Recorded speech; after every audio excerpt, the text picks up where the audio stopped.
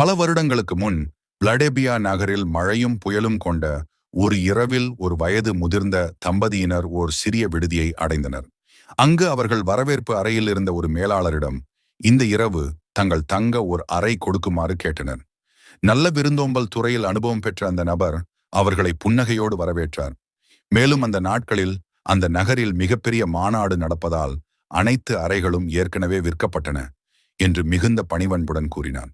சற்றே ஏமாற்றமடைந்த தம்பதியர் வெளியே செல்ல ஆயத்தமாக அந்த நல்ல உள்ளம் கொண்ட அந்த மேலாளர் அவர்களை சற்றே நிறுத்தி, ஐயா, மணி ஒன்றை கடந்து விட்டது. மேலும் வெளியில் மழையும் புயலுமாக உள்ளது. இந்த நேரத்தில் தங்களை வெளியே அனுப்ப எனக்கு மனமில்லை. தங்களுக்கு சரி என்றால் என்னுடைய அறையில் நீங்கள் தங்கிக் கொள்ளலாம். ஆனால் அது மிகப்பெரிய சொகுசு அறை இல்லை என்று அன்புடன் எடுத்து உரைத்தான். சற்றே அந்த தம்பதியினர் தயக்கம் காட்ட அவரோ, என்னை பற்றி கவலை வேண்டாம், நான் சமாளித்துக் கொள்வேன் என்று சொல்ல அந்த தம்பதியினர் அரை மனதுடன் அறைக்கு சென்றனர். மறுநாள் காலை நல்ல உறக்கம் ஓய்வுக்கு பின் விடுதியின் வரவேற்பு அறைக்கு வந்த அவர்கள் அந்த விடுதி வரவேற்பாளரிடம் தங்கள் நன்றியை தெரிவித்தனர்.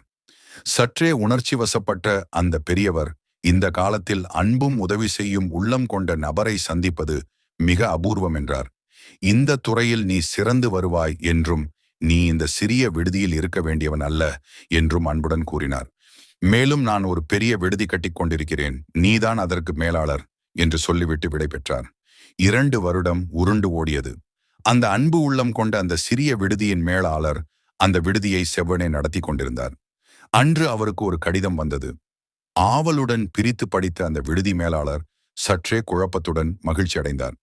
அந்த கடிதத்தில் 2 வருடத்திற்கு முன்பு நடைபெற்ற அந்த நிகழ்வை குறிப்பிட்டு தன்னை வந்து நியூயார்க் நகரில் சந்திக்குமாறு விமான டிக்கெட் அனுப்பி வைத்திருந்தார்.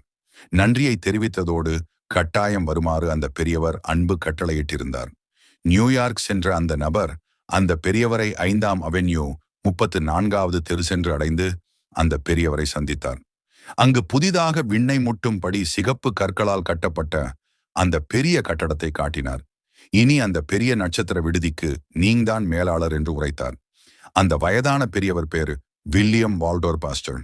அந்த பெரிய கட்டிடம் வால்டோர்ப் அஸ்டோரியா நட்சத்திர விடுதி. அந்த நட்சத்திர விடுதியின் முதல் மேலாளர் ஜார்ஜ் சி போல்டட், நம் அன்புக்குரிய மேலாளர்.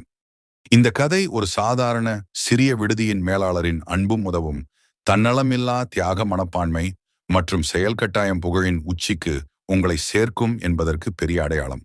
இது போன்ற சுவாரஸ்யமான தகவல்களை தெரிஞ்சுக்க நம்ம சேனலை சப்ஸ்கிரைப் பண்ணுங்க.